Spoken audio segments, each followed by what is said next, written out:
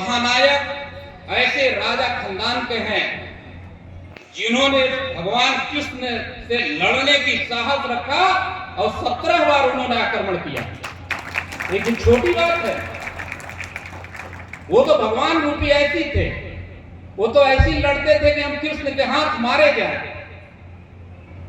कौन नहीं जानता था कि कृष्ण भगवान है, इस धरती पे आए हैं। रावण क्या नहीं जानता था कि जो है भगवान राम है।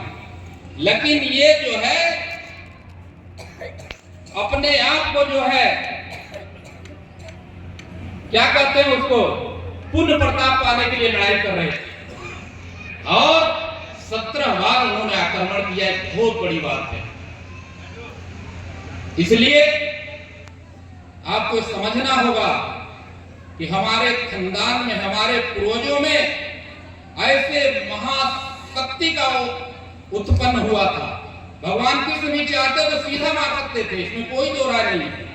मैं अपने मन से बोल रहा हूं, मैं तो बनावटी बात नहीं बोलता हूं। लेकिन भगवान कृष्ण भी सीधा नहीं मारे, उन्होंने भी जाल बुना। बाली को सीधा मार सकते थे हमारे जो पूर्वज बाली थे, लेकिन भगवान सीधा नहीं मारे, साहस नहीं किए। उसी तरह से जरासंध महाराज का भी था कि भगवान कृष्ण सामने से वार नहीं किए, वो बुद्धि विवेक से काम किए। इसीलिए आज जो दुनिया चल रही है, बुद्धि विवेक से दुनिया चल रही है। तो मुझे बताने की आवश्यकता नहीं है।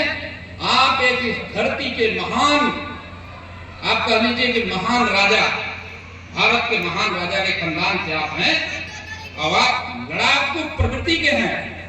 आपको अपने अधिकार के लिए लड़ना होगा, तब आप में राजा जरासंध के खानदान वंशज माने जाएंगे। आप किसी अत्याचार को नहीं सहेंगे, तब आपको माना जाएगा कि आप जरासंध के जो है वंशज है। आपके सामने अधिकार, किसी बहन बेटी का, किसी भी आदिवासी का, किसी महिला का कोई उत्पीड़न करे और देखते रहे तो आप नहीं माने जाएंगे। साथियों, मैं बोलूंगा तो लंबा होगा, क्योंकि हमें